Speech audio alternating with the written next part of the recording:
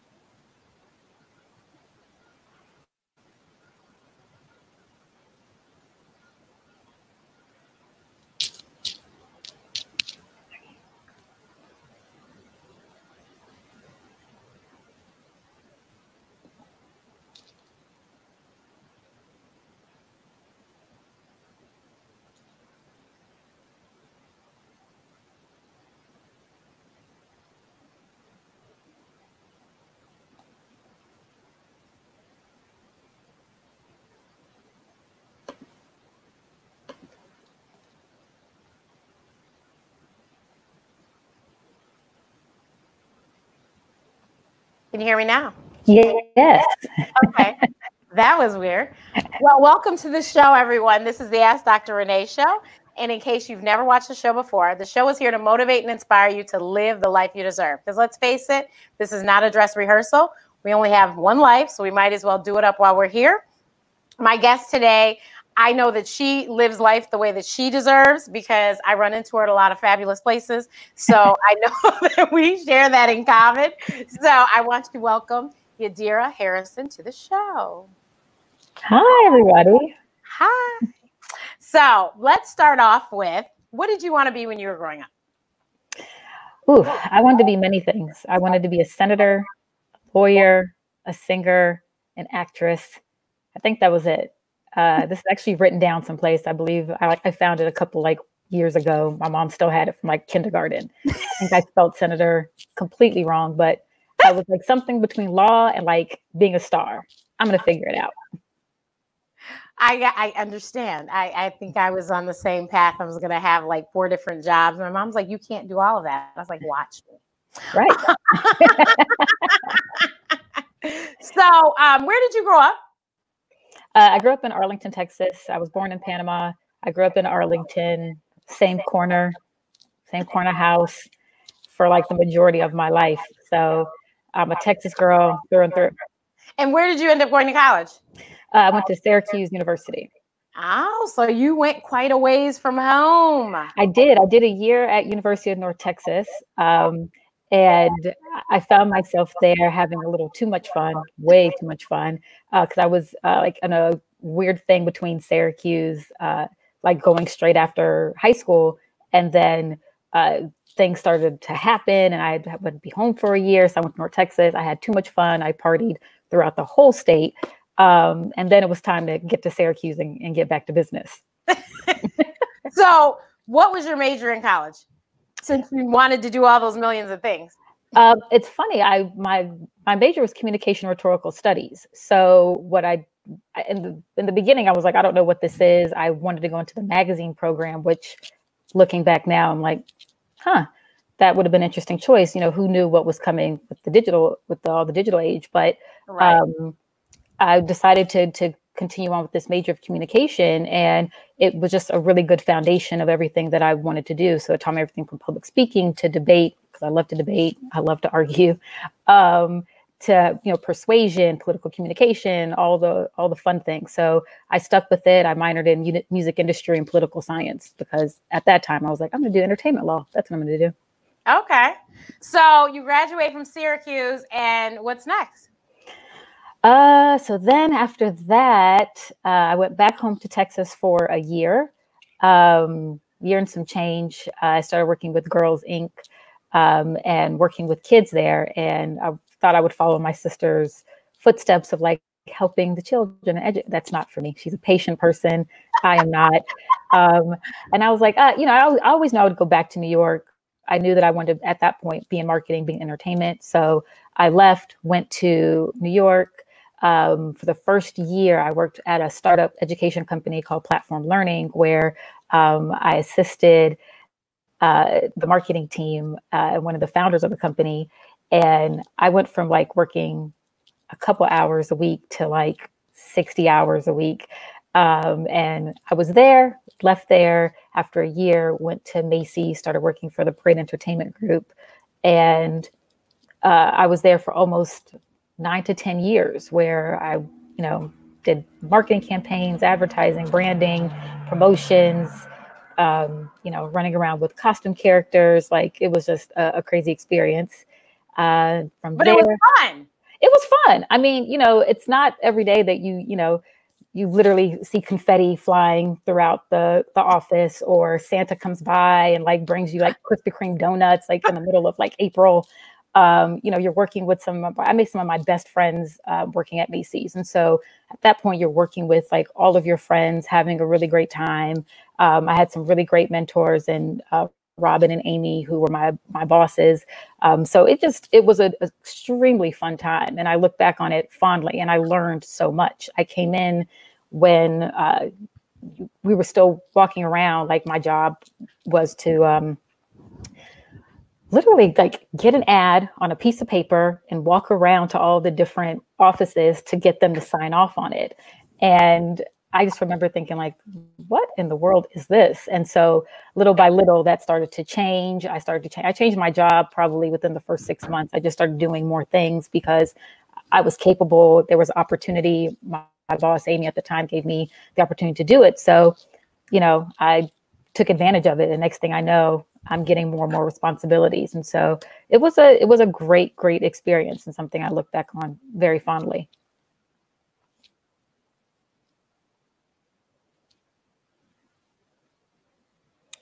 Wait, I can't hear you again.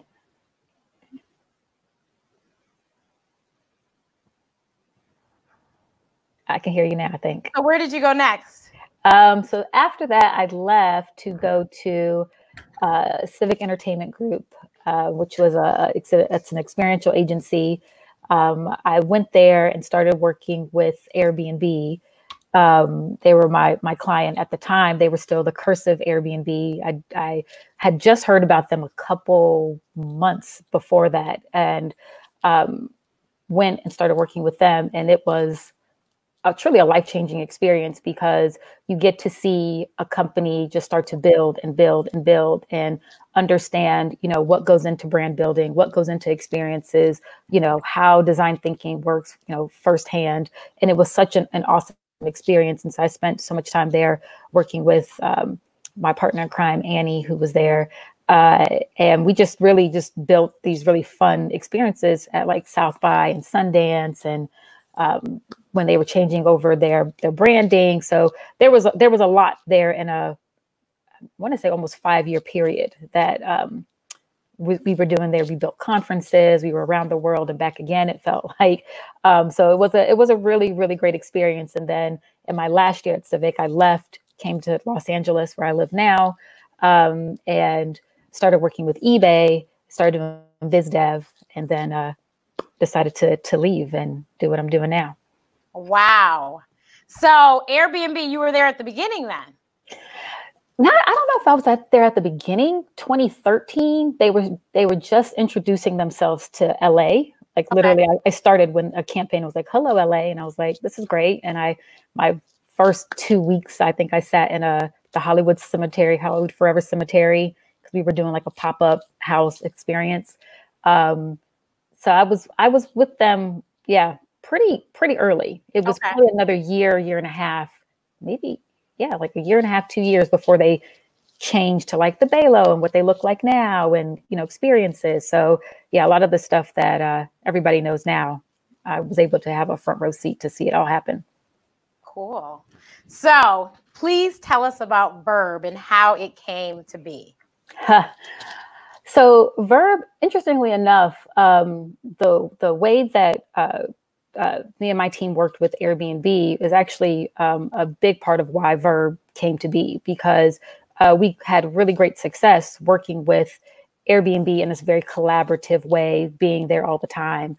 After a while, you start to think, well, what else can I do? What else should I do? And at first it was really just a thought. It was time for me to leave Civic. And I, had a really great partner in crime, Shannon, who at this point had taken over the Airbnb account, everything. And so we were, always just talking, and everybody for quite a while kept saying, like, are you two going to do something? Are you two going to do something? And that wasn't necessarily the intention.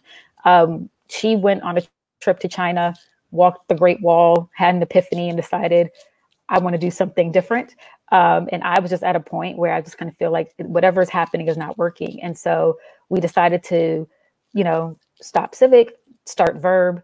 And we really did that on a whim, just to see. I think in the beginning, it was just kind of like us two and just seeing what's out there, what projects. And we were just sending goodbye messages to people. And within 3 to 4 days, we had 3 new clients. So we kind of hit the ground running. We gave ourselves a 3-month runway to like, let's go see what can happen, and like get all our, get our branding together, get this together, do all the things, get the accounting systems. We didn't even have time. We like just took off. And so we've been doing experiences and consulting for so many different brands, Lyft, Nielsen, Amazon, Netflix, Everlane. And so we've just been doing a lot of really fun, cool experiences. And so we have a really great team, full-time and contractors who we mix in. And, we just build out brand partnerships, proprietary platforms, and experiences. And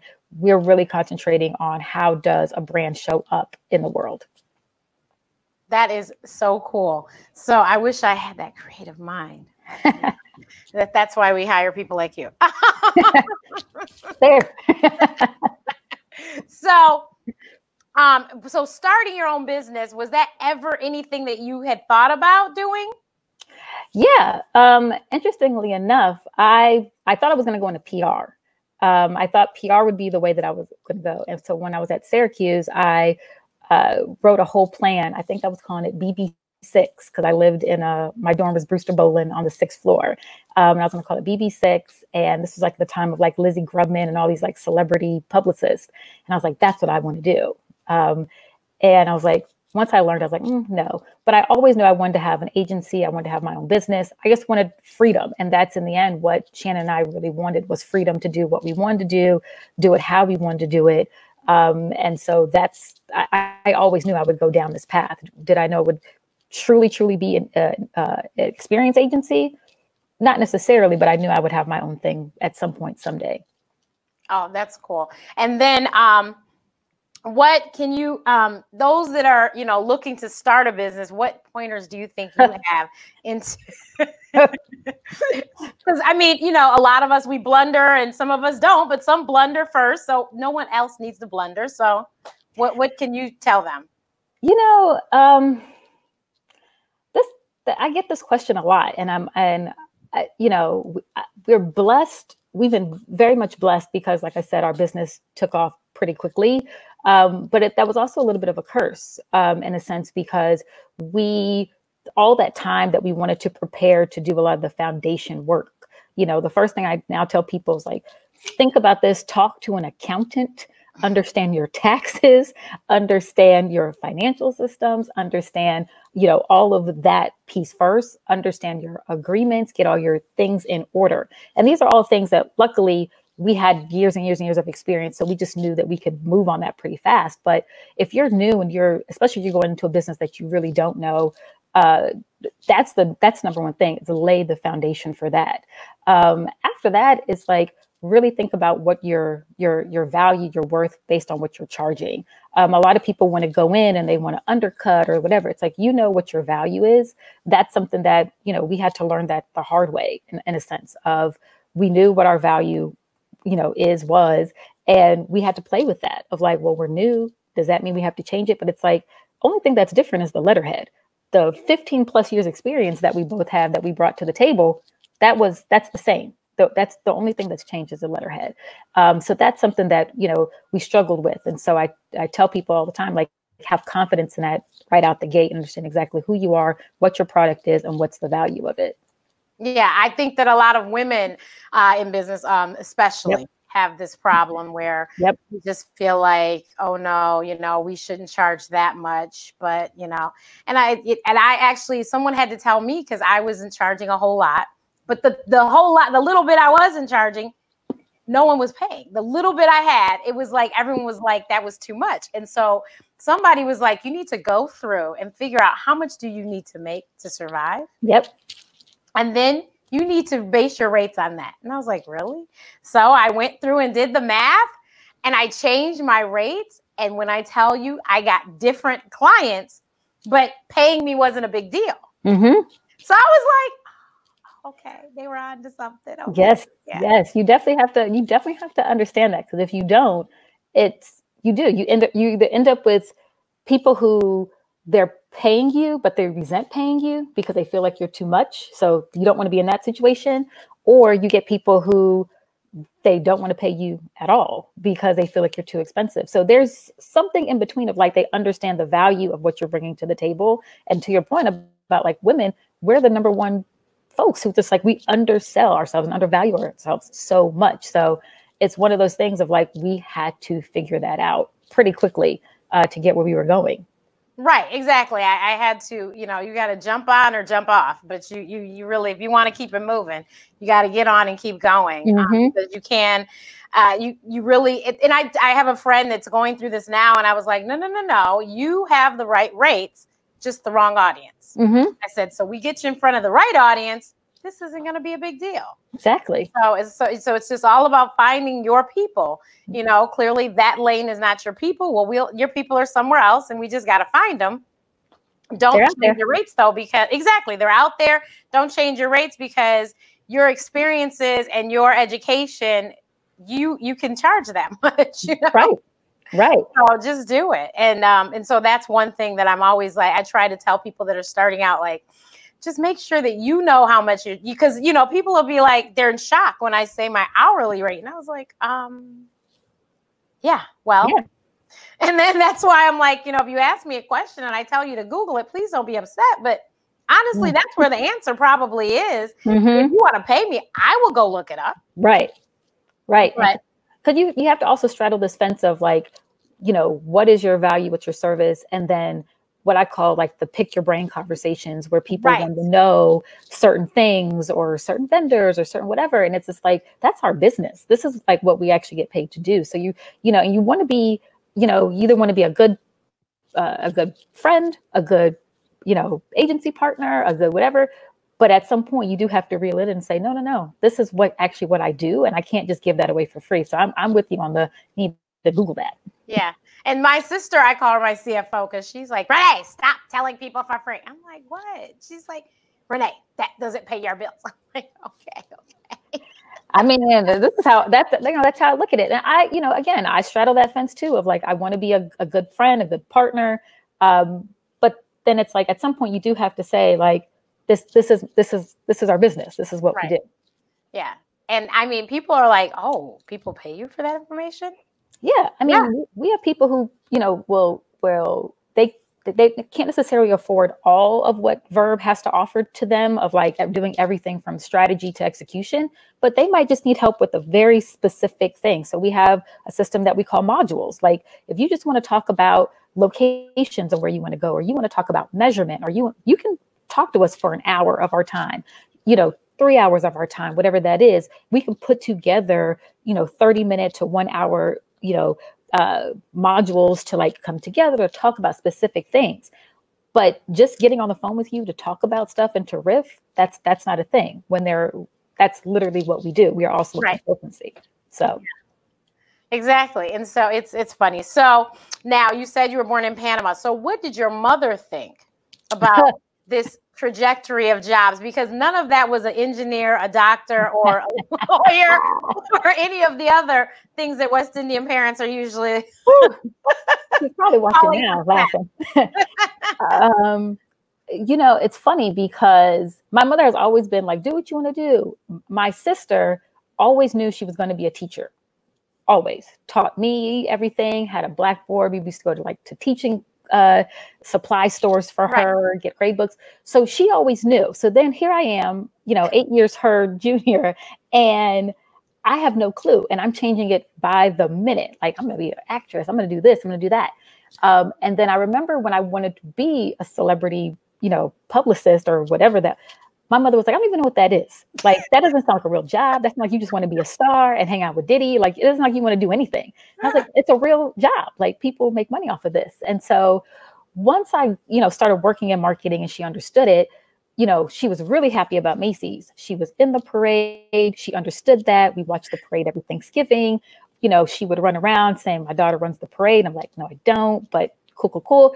She was really in it to win it. Then when I left to go work at Civic and, work with Airbnb, she doesn't understand Airbnb because she's like, staying at somebody's house. Mm-mm. Right. You stay at a house?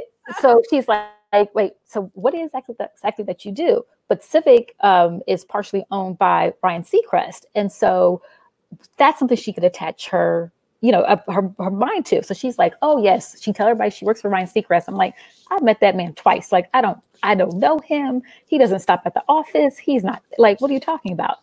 So then going out on our own, I think because at that point she was like, I know you know what you're doing, but like, you're going to leave a solid paycheck. Why would you do that? And in the beginning, I think she's kind of like, I'm not sure of this. But once we got super busy, super quick, she was like, oh, I guess this is going to work out for you, and has really left me alone about it, and just very invested of like, how's the business? What's going on? How are you doing? So now she's gotten behind it. But in the beginning, it's just been hard every transition. She's a woman who worked at the post office for 30 plus years. You stay at one job, that's it. Why are you even moving anyplace? So just getting her to understand Macy's to Civic and Civic to like doing my own thing, it took some time. She always is supportive, but it takes some time. Yeah, my mom, it was when, I tell her about people, oh, so-and-so got a new job. Didn't they just start a job last year? And, Mom, it's not like it used to be. You don't stay at a job for 30 years and retire from that job. No, you go and get whatever job you want to get, and you change jobs tomorrow if you want to. Right. Yeah. It's like, oh, okay. But yeah, it's a different world, as the show said. It's a different world. That's right. My favorite show. Alicia's too. My sister knows every episode by heart. But and funny story, I met Jennifer Lewis and she did a video saying, you're on my list, Alicia. Yes, I love that. I sent it to Alicia. She was so excited. I love that. So I always have to tell everyone how I know my guests. So Yadira and I share cousins. Mm-hmm. And so when we were at our cousin's wedding, I ended up talking to her and her sister. I was like, oh my God, how cool. She's so cool. And then it was like, after that, I saw her everywhere I went. That is true. Yeah. I was like, just random places around the country. I'm like, oh, Yadira's there. And my aunt's like, you knew she was gonna be there? I said, we had text and I knew. And so. Yeah, because sometimes I'm like, I think the first year at Essence Fest, I was like, wait, what are you doing here? You're like, I'm here speaking. I'm like, oh, cool. Like, I'm here. Let's link up. And we never ever were able to link up. I think even we were because it's so busy. It's insane. We were sitting in the same section for the concert and couldn't even find each other. Yeah. It's insane. It's insane. I'm very sad about Essence this summer. I know. I know. I was looking forward to it. Girl, Janet was coming back. Yeah. I was looking forward to it. And I think my sister was, because my sister is usually my sidekick at Essence. She's missed the last few though. But I think this year she was actually going to make it. But then there comes Corona. Don't. Right. So the other question I want to ask is about you moving to New York and moving to LA. So what did your mother think about that? Because even when you went back to New York after you had came home and went back, you know, these are not cheap places to live. I know Texas is affordable. Alicia used to live in Oklahoma. Mm-hmm. So I know Texas is affordable, but New York and LA are not. No, not at all. You know, when I went to go live in New York, once I went to Syracuse, I think my mother just knew I'm not coming back. So when I did come back, she was like, this is great. We're remodeling the house. So it was somebody to like hang out at the house and to help. But after a while, I was kind of like, well, what are you doing? Well, what are you doing? What are you doing? And I'm like, oh, okay, I guess it's time for me to go. And so I packed up all my stuff. I left, went to our other mutual cousin's house, stayed there for 3 months. And then I went to my godmother's in Jersey. And everyone always says the first year, especially moving someplace, and especially New York, a place like New York, it's the hardest thing to do. And after about 7-8 months, I called my mother. At this point, I had depleted my savings because I was just like, I had to rent a car to get from Jersey to get to work, and it was like all this stuff. And I called my mom, and I was essentially like crying, like I'm ready to come home. And she said, no, I was not allowed to come home. And that's not like my mother at all. But her whole thing was, if you don't stick it out, like you wanted to do this, you wanted to live in New York, you wanted to like go be something, you can't just like give up. And so you just can't come back here and run back home every single time. So I was kind of like, oh, I can't go home. I can't find an apartment. I can't, like, what am I going to do? I'm broke. And, you know, being a mother, she flew to New York and we found a place to live, and I rented a room from a lady. And then little by little, I started to, you know, get my bearings. But in the beginning, she very much was just so supportive of it. Now, moving to LA, at that point, because I was in New York for about 15 years, she was just kind of like, whatever. I figured you'd end up there anyway, because I always knew I would go to LA. I think she thinks it's a little lonely, but now that I have, you know, our other cousins here, she's super excited about that, because she's like, oh, where are you? And I'm like, I'm at Randy and Kyle's. Like, right. You know, that's where I am. That's my Friday night, my Saturday night, my Sunday, my Monday, you know, that's where I'm going to be. And so, you know, and I hang out with them. So I think she likes it because you know, I hang out with a lot more family here than I did in New York. New York, I hung out with a lot more friends, even though we have tons of family there. Yeah. But here I kick it with the family a little bit more. So she enjoys that part. Oh, and I think you had just gotten to LA when we met. I think you've only been there a few months or something. Yeah, I was there probably like 2 months. Yeah. So that's cool. That's cool. So what do you see? Like, is there a dream client Verb would like, or where do you see it going? I mean, you guys have already been in Forbes, wasn't it? Forbes.com, right? Yeah. I think we're in Forbes. Yeah, we've been in a lot of publications. Right. That's to say. So you guys have been doing it pretty big. So what's the big next thing? What do you think? It's funny because there's two ways that we think about that. One, our dream is Obama Foundation. Like, amen. If I hear Shannon, Chicago. Yes. Like if I hear Shannon say Obama Foundation one more time, everything that we do, she's like, because one day when the Obama Foundation, we're going to work with them and it's going to be great. And we have some really great ideas that we've thought about that, you know, who knows, you know, what they're doing and what they're thinking, but that's our dream. Other than that, it feels like for the most part, we've worked with so many great clients and brands, I should say. What we're now looking for is very different than in the very beginning. Okay. Now we're looking for really great collaborators and partners who want to do different things. They think about it differently. They think about experiences. They're truly thinking about like a strategy and not just like a one-off activation. They're meticulous and they're truly just good people. Because what you will learn, and any agency knows this, is that you can go work with any brand, but if you work with a dud at that brand, You might not have the same experience if you work with somebody who's like really gets it, wants to do, you know, different things, wants to like, you know, have conviction in their ideas and what they're, you know, they're going to go and just go to town and just figure it out. So for us, it's no longer about like a certain brand or a logo or anything of that sort. We've checked a lot of those boxes. Now it's about, we want to find the right people at those brands who want to do what we say different shit. Pardon my French. What? I understand. Okay. Sounds good. The Obama Foundation office is not far from where I live, so come on with it. Yeah. I've passed it a lot. And that would be really awesome. They are doing some amazing things. And so we're very excited to have them here in Chicago. Yeah. And so personal life. So I always forget to ask about this because I usually forget about my own. So how do you, because I know it's very difficult, especially as an entrepreneur, because you go hard. And my whole thing is, and I tell everyone, I said, I love what I do.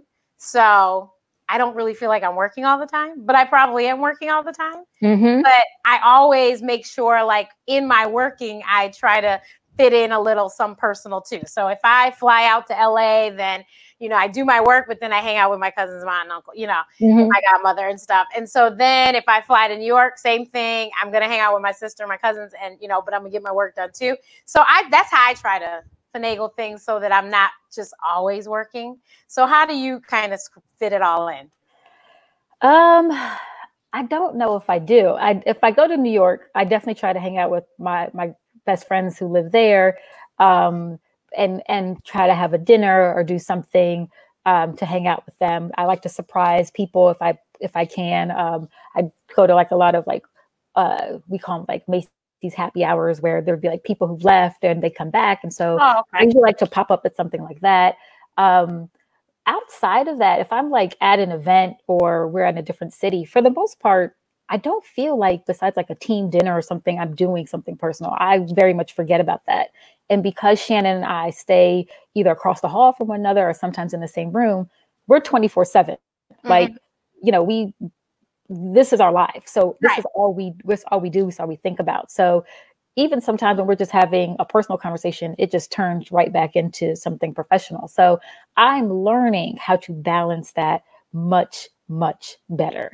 It has not been easy. I'm still trying to get that life that I deserve. Has been something that's been a challenge, and I'm working on it. You know, I travel a lot, so it also makes it hard sometimes to put down roots in LA. But little by little, I've been like finding my tribe and like, you know, trying to meet up with people. And just as a point where I was actually getting to a point where I was like, I don't really want to travel that much anymore. Like, I want to stay in LA and I want to like. Oh, so this pandemic is your fault. I'm just playing. Basically. I saw you posted something about that online and I'm like, Lord. Yeah, I never said that. I got to a place where I was like, I don't want to travel anymore. I want to, like, if I was going to travel, I want to travel like 2 times a month. Like 3 and 4, 5, 6 times a month. It's taxing on you. And I got tired of packing my bags and getting on a red eye or getting on the first flight in the morning, being in the traffic. Now, you know, I'll do anything to pack a bag and go someplace. Like I miss that. Right. And I want to do that. But at the end of the day, like, you know, I got to a place where I just wanted to start making personal connections in LA. And I couldn't necessarily do that always being gone. So now, you know, I find myself even just in this situation, like talking to a lot more people that I wasn't talking to before, even on a consistent basis. So, the personal thing I'm still struggling with, but I'm getting there. So, you know, I had done a vision board in 2007. And it had all these great things on it. It said that I was going to have a radio show, which I did. It said I would be in Essence, did that. Like, it said all this stuff. Nothing personal was on it. Woo. And I had never thought about it till I forgot someone pointed it out to me. And I was like, wow, those vision boards are pretty amazing. I did not have not one personal thing on it. You know what's funny? All my vision boards, I always have something personal. It's always like love or relationships or blah, blah, blah, blah, blah. It's like always so lovey-dovey. I find myself working on every other piece of my vision board but that. That I'm like, I'll get to that when I get to that. There's so much work to be done internally, externally. Right. You got to go out. You got to do like, number one, you got to go out. So it's like, I'm always out. So how is it that I'm not meeting people? That's what everyone says to me. They're like, but Renee, you go to all these events. I was like, and? Yeah, I'm like, and when I'm going out of these places, I'm not looking for that. So it's a weird thing, but I'm with you on the vision board. I feel like a lot of the things on the vision board, I'm like, check. But that section, every single time, my sister makes us make a vision board every year for New Year's. I'm sure I could imagine. And so she's like, why? Oh, you're going to put love on here again? Are you actually going to do anything about love? You going to do anything about like fostering relationships and friendships? And I'm like, I'll get to it when I get to it. She's like, tackle it like you tackle your business. And I'm like, so I literally had one of my past guests, Sherry Riley. She wrote a book, Exponential Living. Shout out to Sherry. Sherry ran the agency Glue agency that you may be familiar with. They did a lot of the Southern rappers and stuff. And she was actually at LaFace and helped Usher come to all of us so that we all know who Usher is. Praise. So, yes. So Sherry wrote a book, Exponential Living. And she said, people, their work lives, which is supposed to only be 10% of their lives, they live that like that is 100% of their lives. And so she's trying to explain, trying to help people to understand. So before she even wrote the book, she literally does this, what do you call the thing? Like almost like the drug people. What's the name of the show where they sit down and all tell you about yourself? Intervention. Oh, yes. So I didn't even know it was an intervention. My friend, we have a mutual friend, drops me off to have lunch with her. And I'm like, why is he dropping me off? Shouldn't he be coming too? That's his friend before it was mine. And girl, she was like, I see all the amazing things you're doing with your business, but I know that you want a personal life. And I was like, okay. She's like, you need to work on that. She goes, all the work you put in that, you need to put that kind of work into this. And I was like, okay. And then I swear not a month later, another mentor in New York does the same thing. We walking on the trail, just getting our exercise in, and she says the exact same thing. I was like, okay, guys. Message. So, right. So this is when I was 36. And I was like, okay. So I said by the end of the year, I kind of figured it out. I was like, okay, well, we'll see. We'll try something new. So, yeah, I can say that I have put effort in it because now, especially now that I've seen it on the board every day, I do better. I'm like, I'm doing a lot better. I must give myself a little credit. So, but yeah, it was funny that I never put it up there. And so then I did a new board and I made sure I specifically had a whole section. And I did. And I was like, okay. And it's something, I guess I look at it, I think about it, but I know how I want to live my life. And I know I love my experiences. I love, hopping on plane. I love it. But at the same time, I don't like coming home to myself. So like this quarantine, oh my God, Ooh. What we do know that we've learned out of this is if we have to do this again, I will not be alone. Yes. Yeah. I'm so mad that I don't love myself that much to spend this much time with this person all night and day. You know what's funny? I feel okay. I'm a little stir crazy, but I feel okay. I actually like I like my space. Right. I can be by myself for a very long time. I am mad though because I should have flew home to Texas just to be with my family. To have, you need people around, and so there is a sense of like, if I had to do this again, would I do it by myself? No, I'd probably leave and go to Randy and Kyle's and hang out with them. Like you do need a little bit of interaction, a little bit. Just something. But for the most part, I'm like when they're like, oh, this is another month of this at least. I'm like, ooh, can I do this for another month? Because I work from home, I've sat in here for a weekend before and not left by choice. My problem is it's not my choice because when I even go home, I'll sit in my room by myself at my parents' house and not talk to anyone. There's no TV in that room. I'll be fine. But I have a choice. And I was like, this not having a choice is what's driving me crazy. Because I just would like to freely, I should probably go to the grocery store today. But the whole fact of what I'd have to do to go to the grocery store. And then if I get there and there's a line, I'm going to be very upset about that too. Because it's really not hot in Chicago just yet. I don't want to go through all that. I just want everything to be regular. Yes. Like the coming home with your groceries to me is my new thing. Cause now you have to get your Clorox wipe down the groceries, take off the thing, wash your hands. Right. It's such a, now I'm like, it got to a point I was like, I don't want to go out. Now I'm just doing Instacart. I'm just ordering everything. Right. I have not gone out since Monday before 2 weeks Mondays. So 2 weeks ago. Oh, wow. Yeah. And I'm an Instacart queen now. Like I know order my stuff and it might come today, it might come in 2 days, but it's gonna come, Right. I'm just like, I just don't want to leave. I just was like, and plus I have asthma too. So I'm really like, I'm not nervous, but I'm kind of like, I'm not stupid. And I was like, I don't need to catch anything. It may not go well. So yep. I'm just like, let me just, coast here. But yeah, California, you guys locked down, I think, right before Chicago, before Illinois did. But I had already just was like, it's a wash. And I had just said, I'm just going to stay in because I knew it was coming. And then it came like the next week. And I was like, well, I was already sitting here. So, yeah, the same. We had started, we always had our New York office, but we had just gotten the office here at the WeWork here in LA. And I was used to like walking back and forth, Gavin, who is on our team. At this point, we had started to like actually we were in town.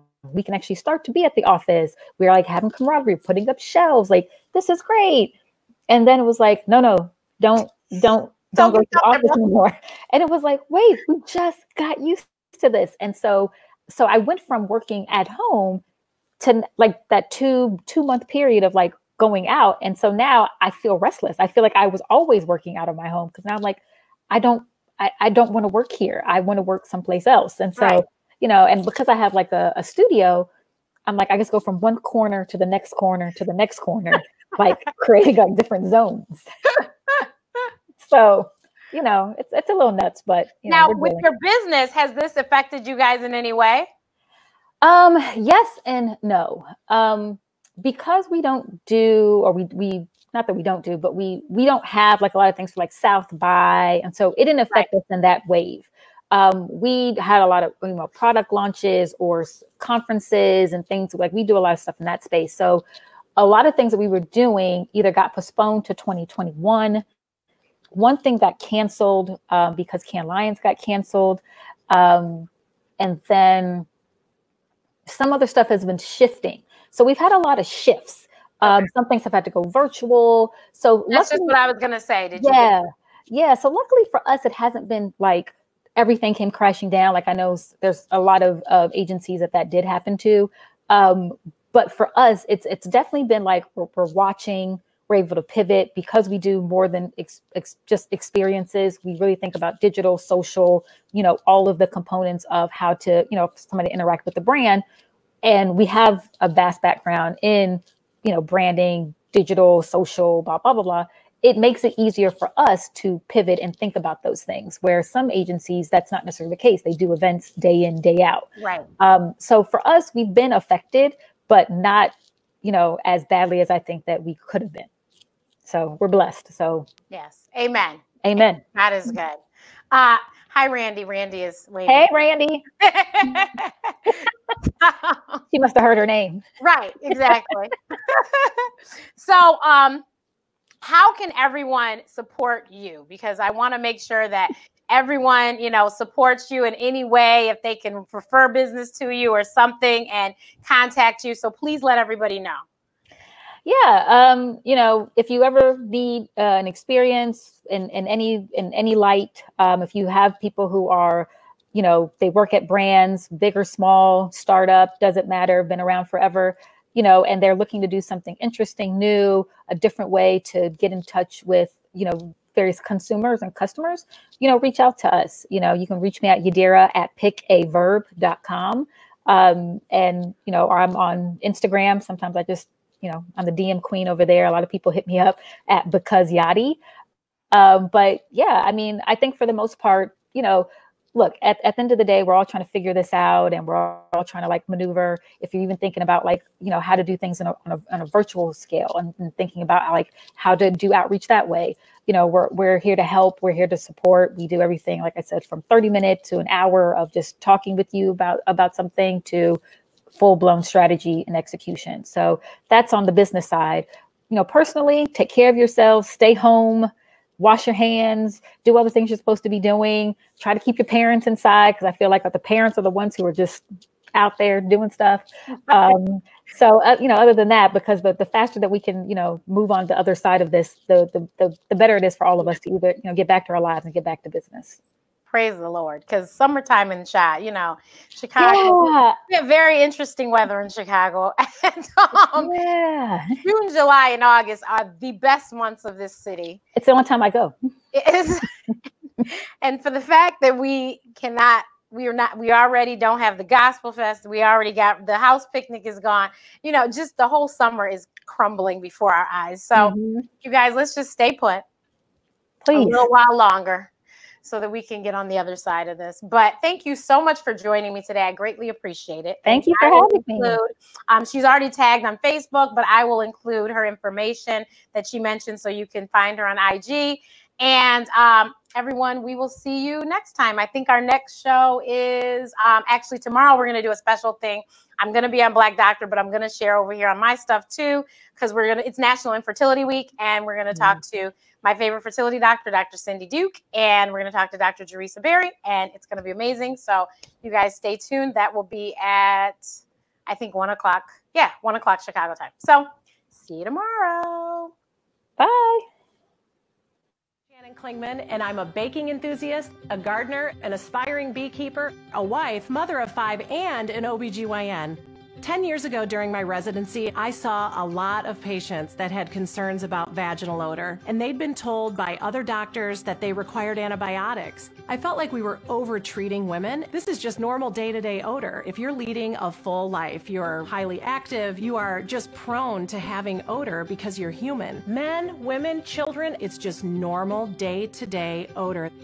You don't treat BO with an antibiotic. You treat it with a deodorant. But the problem was there wasn't a deodorant on the market safe enough to use anywhere on the body. So equipped with my KitchenAid and some pH strips, I whipped up my own natural deodorant right there in my kitchen. And I knew that this deodorant had to be aluminum-free, artificial fragrance oil-free, and baking soda-free.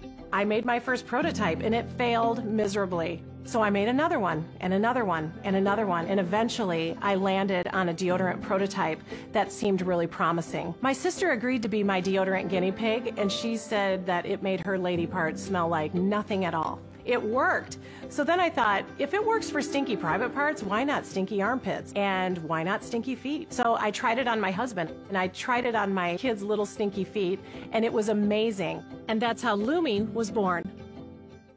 I've been using Lumē for about a month, and it is the only deodorant that has worked for me. All I can say is I wish I had this sooner. It doesn't make me stink at all. Like 72 hours is no joke. I now am the unstinkiest dirty person. I don't stink because I wear Lumē, I don't smell. Take a shower every other day, it works fine. Jump on this Lumē train. Choo choo. Check it out. You won't be disappointed, I promise. It's the best ever. Try Lumē. You won't regret it.